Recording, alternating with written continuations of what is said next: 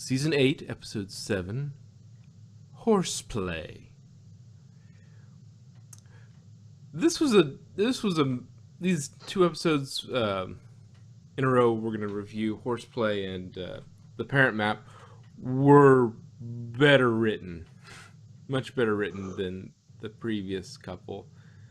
It's definitely, I sense the pony ramp where they drop the first episodes.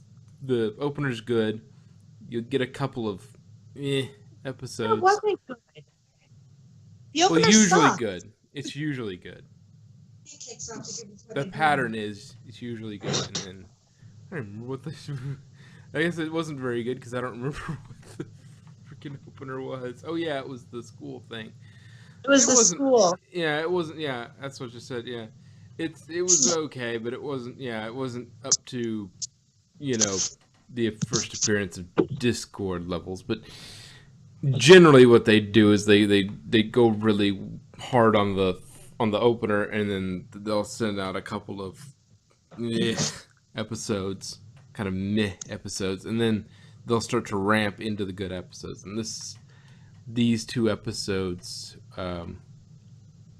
were better. They were tighter. The writing at least was tighter. It felt like everything, there was something always happening On it. Well, it was nice to see more character to Celestia. Yeah, a little more depth. And I think she was acting at being a bad actress just to see what she would do. I don't know about that, but it was cute as hell when she was all giddy and prancing. I know it was. She's like, oh, look at me. It's like, did the princess just prance? Yep. So we find out Celestia has raised the sun for 111 years. Pinky remembers. Yeah. So 1,111 years. yeah, that's what I said. Said 111. No, I think I said 1,111. Anyway, Yeah.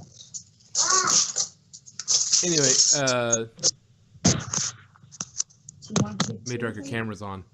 Yeah, that's why my hand is in front of it. So that means that, assuming it's only been, a couple of years since Luna came back, if that, in universe, then she raised the sun for 100 years before Luna left, which also doesn't really make sense because it sounds like it was about 1,000 years ago that the whole Star Swirl and the Pillars thing happened as well. So I give up on trying to figure out the lore of about 1,000 years ago. Yeah, don't even try. Because it's like there's no consistent canonical. Oh, were they young at that time and not doing it yet? Were they, It depends on which record you're listening to. You remember in Conan, in the year 2000? It's kind of like that, only, BC. Did you eat all your cookies already? But Oh, you put them on the table. You want to eat just your cheese and your lunch meat? Take your cheese and your lunch meat. Take it. I'll wait. But yeah, the whole timeline pre Lunar Return is really hard to consolidate.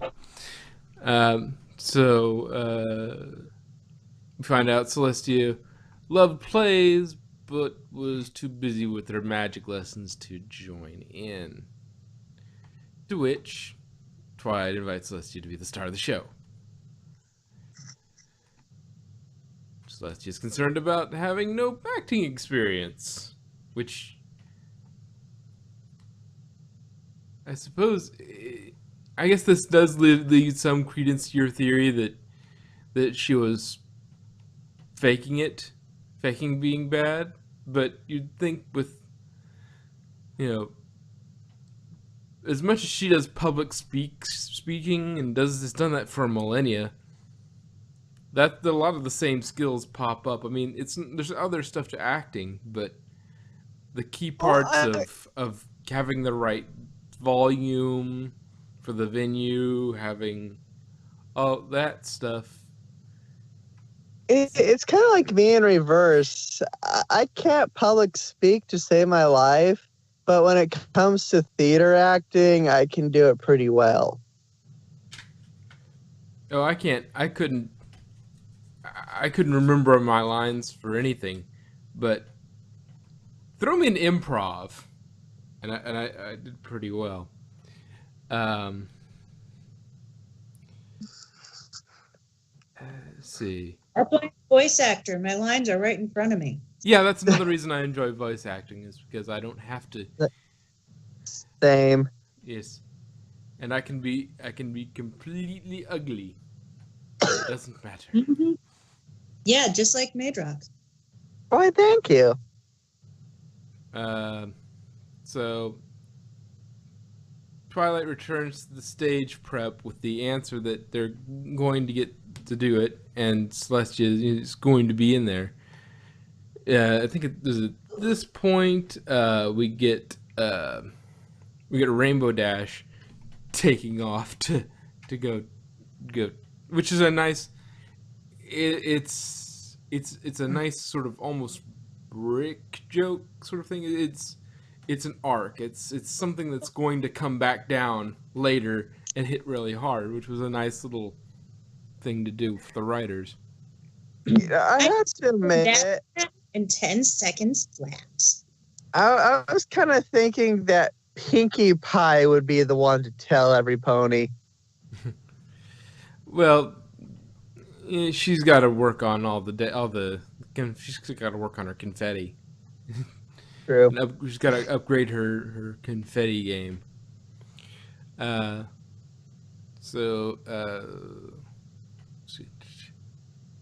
We get this little line, this little pair of lines here. Starlight, I can't believe you've memorized your lines already, Fluttershy. Well, once you get past terrifying, paralyzing stage fright, the rest is easy. I feel you, says we can do our play. It's like, really? Yeah, the writing's been pretty good so far.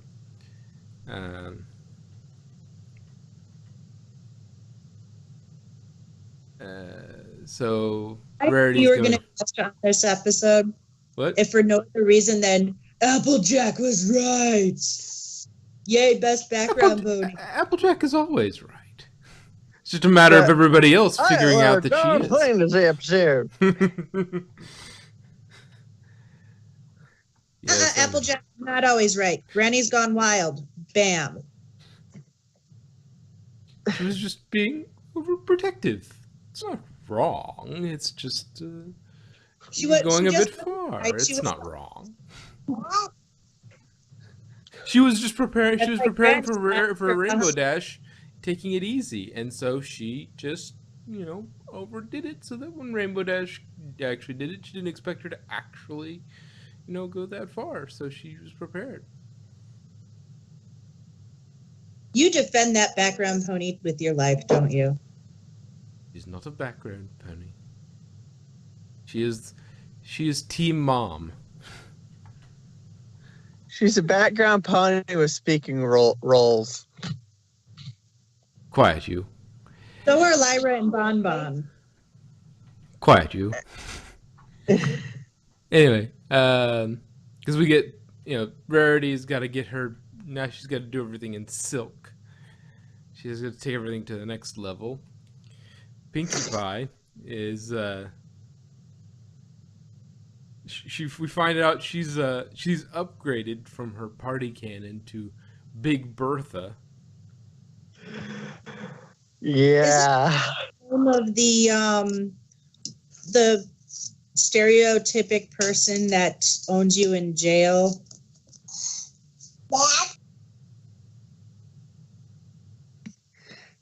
Anyway, yeah. Let's see,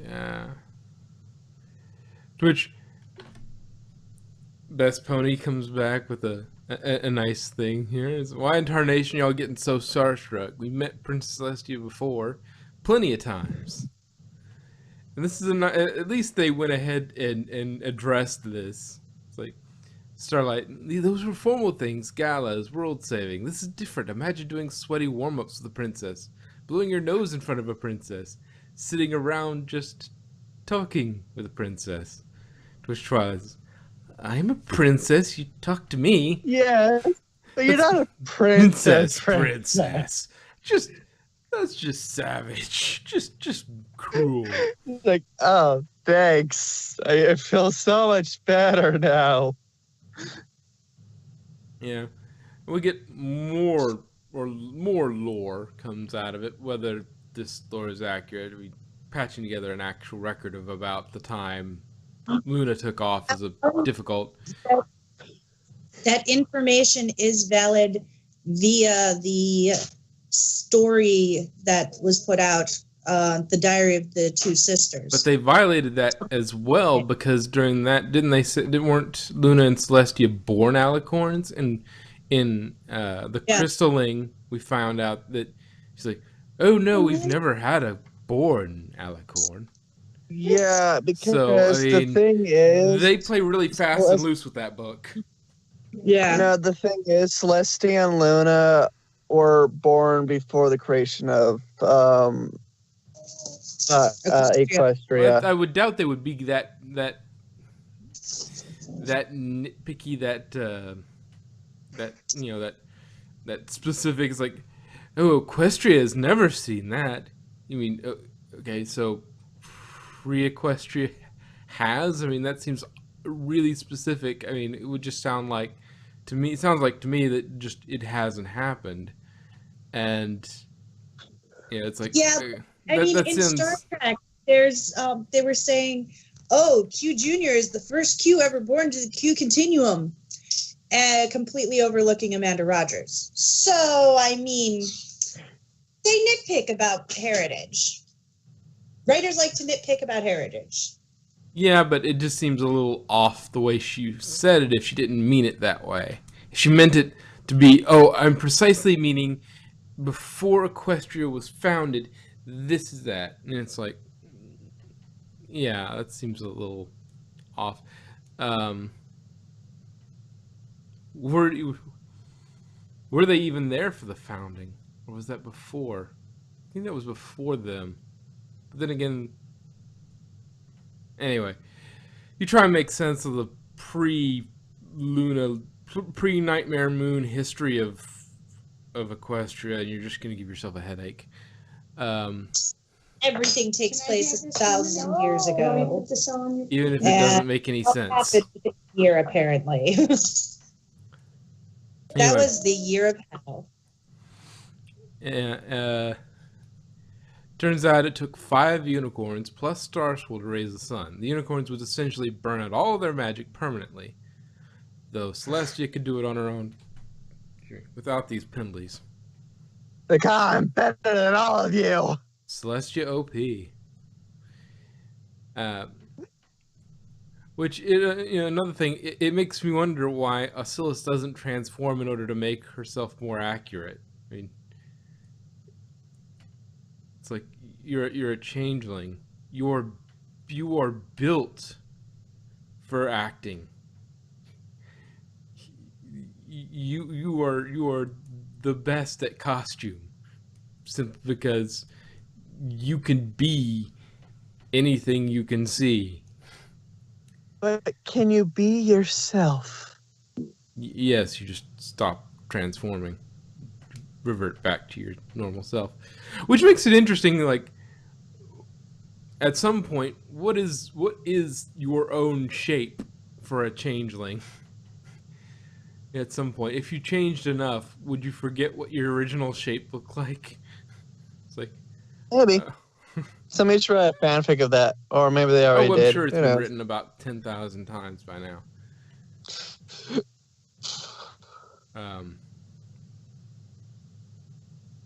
So Celestia, who should have a good handle on, this is the size of the theater, this is how big my voice should be, should have a good idea on that, goes way too soft at first, and then goes full Royal Canterlot voice. And damn, can her Canterlot voice give Luna a run for her money? Where do you think Luna learned it? Yeah. But she was seriously trolling. Yeah. Well, yeah, Celestia's just, being the more powerful and elder of the sisters is going to be boom. just shakes everything. But I can only imagine the fun Nicole Oliver had with this one. To have acting this bad takes effort from a very talented VA. Unless you're naturally that bad, like Doc. I mean, like you. Yep. Well, I said a very talented VA. It would take a lot of effort to make acting that bad from a talented VA, and Nicole Oliver is a very talented VA. Anyway, meanwhile, Dash has been off advertising the buy some apples out of the thing. She took off as soon as they knew Celestia was the star. This torpedoes their plan to just cancel the show to spare Celestia.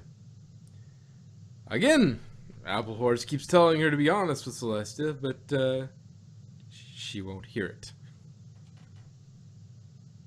At this point, go ahead. It's Apple Horse all of a sudden reminded me of the genie in Aladdin when the genie tells him, "Tell her the truth." Yes. To which Twilight comes with the idea of calling up 2 acting ponies, On Stage and Raspberry Beret, to help coach Celestia up. I wonder if they found her in a secondhand store. Prince references? No? Okay.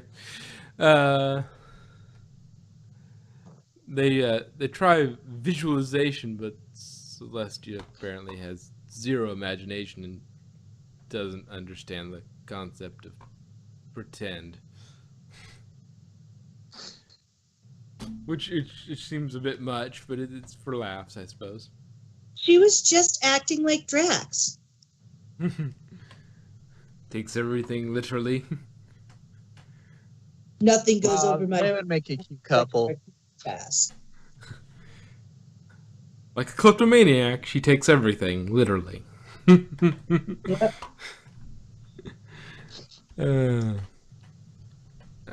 Let's see. Meanwhile, Twilight is checking on the set. Pinky tries a giant burning marshmallow that again Apple Horse had to put out.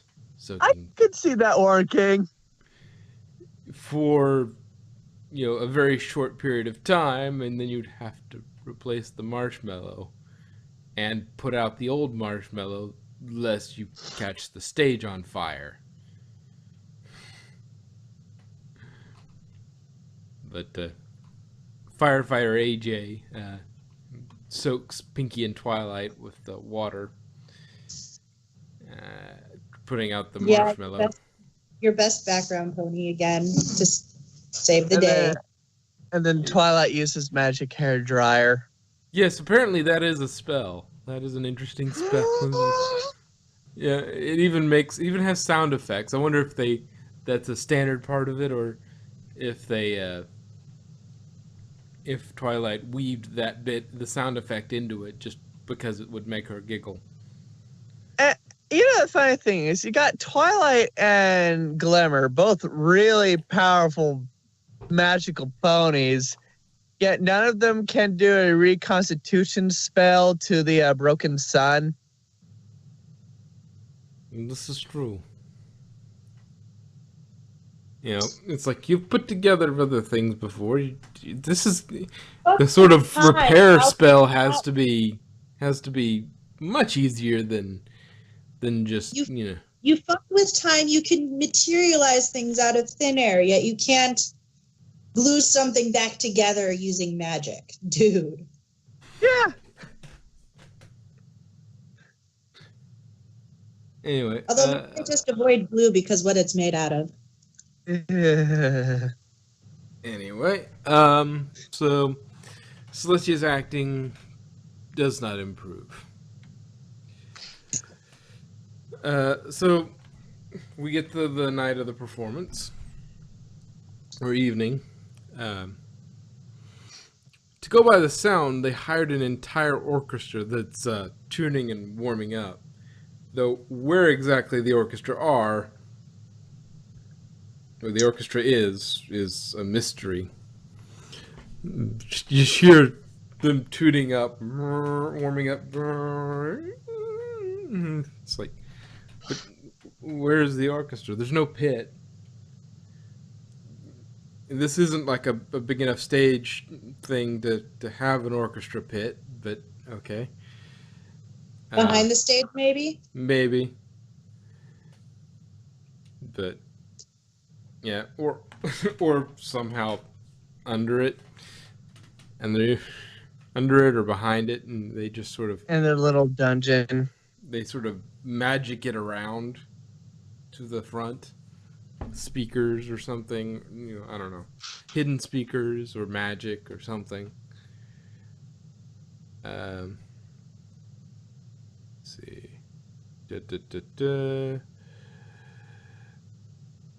Pinkie Pie, why would untested magic fireworks that I bought in a back alley from Trixie at midnight be unsafe?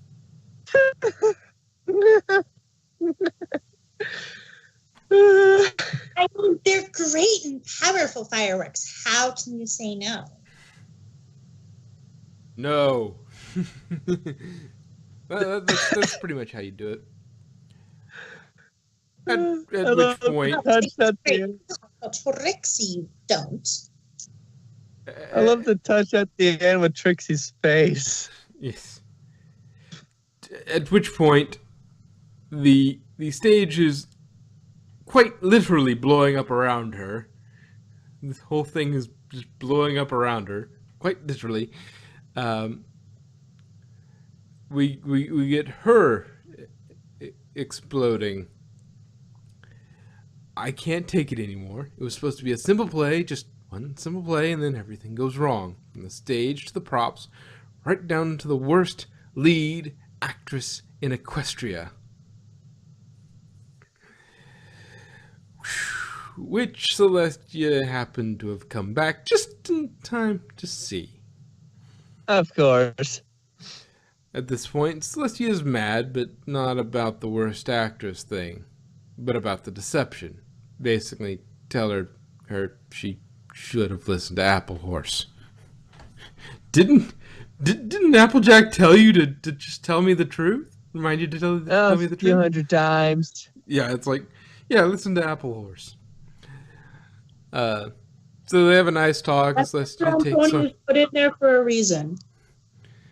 They have a nice talk, and Celestia takes on getting the play back on track, making quick decisions about the backdrop, making Fluttershy the lead, and using her sun powers to temporarily raise the sun for the play, which she wouldn't do for the big event, but for the big event in the movie, but the school play, totes worth it.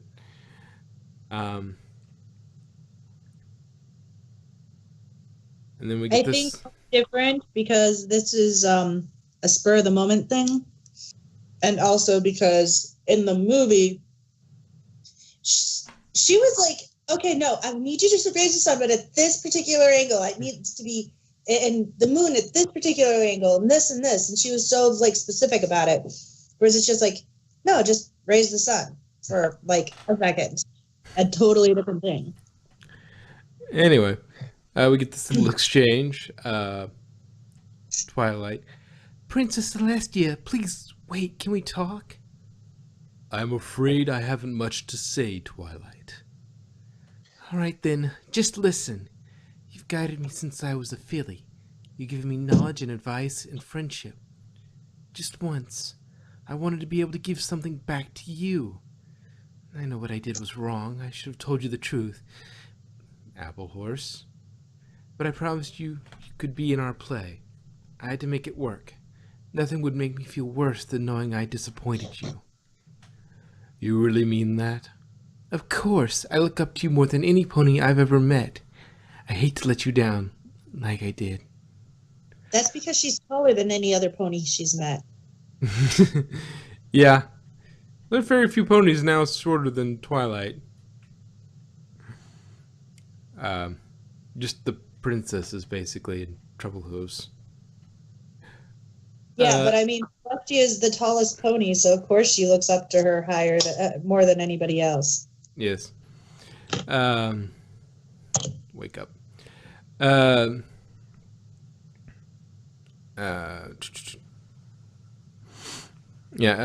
So see, you had good intentions, Twilight, but you know that the truth is always better than a well-meant lie. Didn't Applejack remind you? About 100 times. And now, because I didn't listen to her, I've ruined your whole one'sversary. Well, I don't know about that. Isn't there an old saying? The show must go on. There may be a way for us to save the play yet. And then she goes and does all the things. To which point, she ends with an A-grade Trolestia moment. What? It's her 11th and 1. Like in Lord of the Rings. Yeah. His 11th birthday. Anyway. But yeah, then we get an A-grade Trolestia moment. It's like, yeah, you shouldn't be fooled by it, but it is funny that she went to the and it does give some credence to the point of, she may have just been faking being bad at acting. Because she is a better actor at that, but that's a simple lie. A simple deception, so that's a thing. What was I gonna say? Something else. Anyway, yeah, that's about all the episode wrote. It was much better written than the previous ones this season. It was much more tightly written. It didn't drag at any point. Things happened, and then we were either constantly setting up something or something was paying off at basically all times. There was a joke being set up, or a plot point being set up, or something paying off, or something doing this. There was always something happening.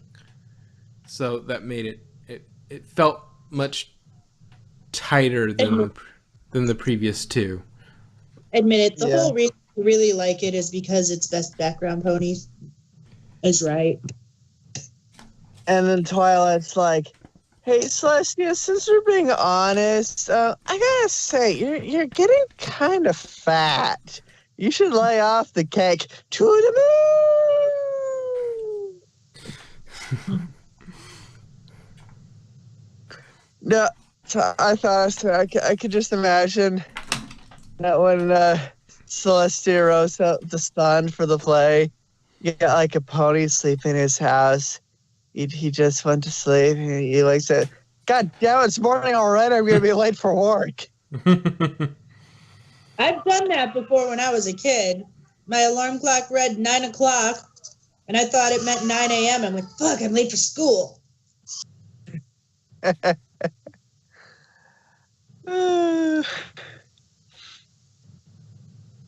Anyway, any final thoughts on this particular? So it's still like kind of cute when she sat down on the chair, I guess. That's the thing with the alicorn body shape, like with Celestia and Luna. They look really cute sitting down for some reason. Yeah. They look majestic standing up, but sitting down, it's cute. I guess it's just Yeah, it's the sort of thing where It's all the cake they eat. It gives them that cutie booty. I know. well, and It's they- kind of cute to see. It's kind of cute to see Luna talk to Fleur de Lis. it might also have something to do with the way their body is proportioned. It's a bit like a big dog puppy, like a Great Dane or something like that. How they're sort of long-legged and sort of slightly.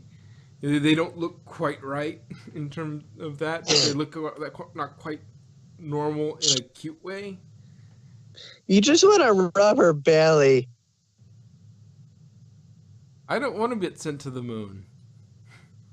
No, rub the princess belly. Rub it real good. But that is just a theory which is mine.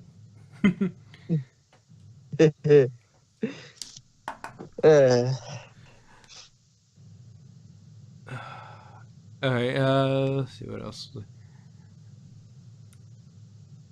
Again, I think Nicole Oliver probably had a freaking blast with this one. Yeah. Well, with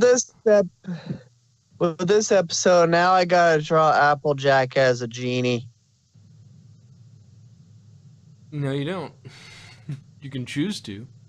I want to. Okay, then do it.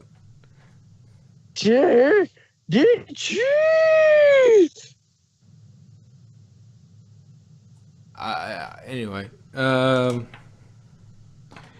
think that's about it. Any last words on this one? I kind of like the play on words with the title, Princess Play. Horseplay. Horseplay. Yeah, that was the. Well, I thought it was gonna be like two horses playing.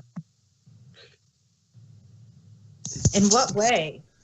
You can go out there for 20 minutes. Oh, my. Megan. All right, yeah, 20 minutes. Anyway, okay, I guess we'll call that a review of Season 8, Episode 7, Horseplay.